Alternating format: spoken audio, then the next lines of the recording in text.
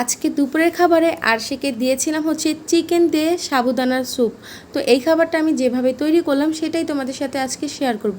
Hello everyone, আসসালামু আলাইকুম। প্রথমেই একটা কথা তোমাদের সাথে শেয়ার করি, অনেক আপুরাই আমাকে পার্সোনালভাবে ইনবক্সে নক দিয়ে বলে, আপু আমার বেবি না ভাত খেতে চায় না, মাছ ডিম সবজি এইগুলো না খেতে চায় না, ও সাবু সুজি স্যারেলাক্স এইগুলা খায়। তারপর আপুটাকে বললাম, আপু মাছ ডিম মাংস এইগুলো তো বাবুদের খাওয়ানো খুবই প্রয়োজন, শুধু স্যারেলাক্স সাবু সুজি এর থেকে বাচ্চারা সঠিক পুষ্টি পায় না। আপুটা তখন আমাকে বলল, আপু আমার বেবি না সাবু খেতে খুব বেশি পছন্দ করে, তো সাবুর সাথে কি আমি অন্য কোনো কিছু অ্যাড করে খাওয়াতে পারবো? আর কিভাবে খাওয়াবো সেটা না আমি বুঝি না, তুমি যদি কোনো রেসিপি জানো সেটা শেয়ার করো, খুবই হেল্প হবে। তাই ভাবলাম আজকে যেহেতু আরশিকে সাবু আর চিকেন দিয়ে স্যুপটা তৈরি করে দিচ্ছি, তো যেভাবে তৈরি করতেছি সেটাই শেয়ার করি।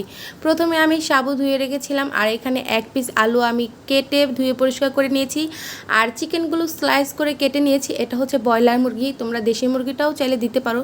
তারপর এখানে সামান্য পরিমাণ লবণ অ্যাড করেছি। তোমরা 1 বছরের নিচে হলে বাচ্চাদের খাবারে লবণটা না ব্যবহার করা ভালো, তবে অনেক বেবিরাই আছে লবণ ছাড়া খাবার খেতে চায় না, তাদের খাবারে পরিমাণ মতন ব্যবহার করতে পারো, এই আর কি। তো কথা বলতে বলতে এখানে আমার আলু আর চিকেনগুলো সিদ্ধ হয়ে গেছে। এখন একটা ছাঁকনির মাধ্যমে পানিটা ছেঁকে আরেক জায়গায় রেখে দিব আলাদা এক সাইডে। আর সাবুগুলো এখন আমি রান্না করে নেব। তো এখানে আমি ধুয়ে রাখা সাবুগুলো পানিতে দিয়ে নিলাম, তারপর একটু নাড়াচাড়া দিয়ে এটা আস্তে ধীরে হতে থাকুক, আর ওই দিকে আমি প্রসেসিং করতে থাকি যেভাবে সাবুদানাটা তৈরি করব সেটার। তো এখানে আমি আলু সিদ্ধ করে রেখেছিলাম আর মুরগির মাংস সিদ্ধ করে রেখেছিলাম।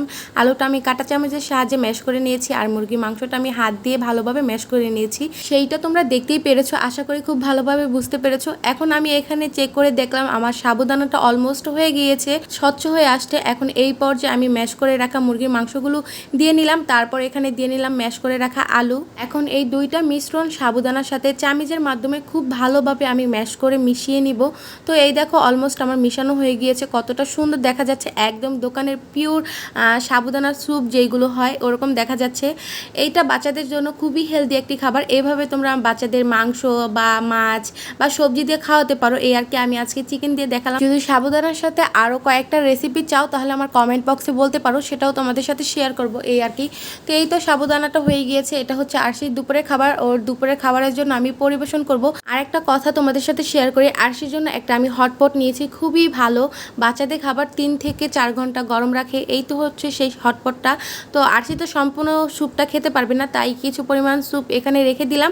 3 থেকে 4 ঘন্টা এই স্যুপটা গরম থাকবে। আমি চাইলে এটা বিকালে নাস্তা হিসাবেও দিতে পারি। এই হটপটটা আমি নিয়েছি হচ্ছে ফ্যাশন ফেলি বাই মিথিলা ফেসবুক পেজ থেকে। আপুর পেজে আরও অনেক সুন্দর সুন্দর বাচ্চাদের কালেকশন রয়েছে। তো আপুর পেজটা আমি আমার কমেন্ট বক্সে পিন করে রাখবো, তোমাদের যার যার প্রয়োজন আপুর পেজে গিয়ে তোমরা তোমাদের পছন্দ অনুযায়ী প্রোডাক্ট কেনাকাটা করতে পারো। আপুর প্রোডাক্টের কোয়ালিটি মাশাআল্লাহ অনেক ভালো। মুখের বিষয় হলে এত সুন্দর করে স্যুপটা রান্না করেছে, আর সে একটুও খেলো না। ও ঘুমের জন্য খুবই কানাকাটি করতেছে, তাই ওকে ঘুম পাড়িয়ে দিলাম, আর স্যুপটা আমি হটপটে রেখে দিলাম। ও যখন ঘুম থেকে উঠবে তখন খাওয়াবো। এই তো খুবই সিম্পলভাবে শেয়ার করলাম আরশিকে যেভাবে আমি সাবু দিয়ে চিকেন স্যুপটা রান্না করে দিয়েছি। আশা করি ভিডিওটা তোমাদের কাছে ভালো লেগেছে।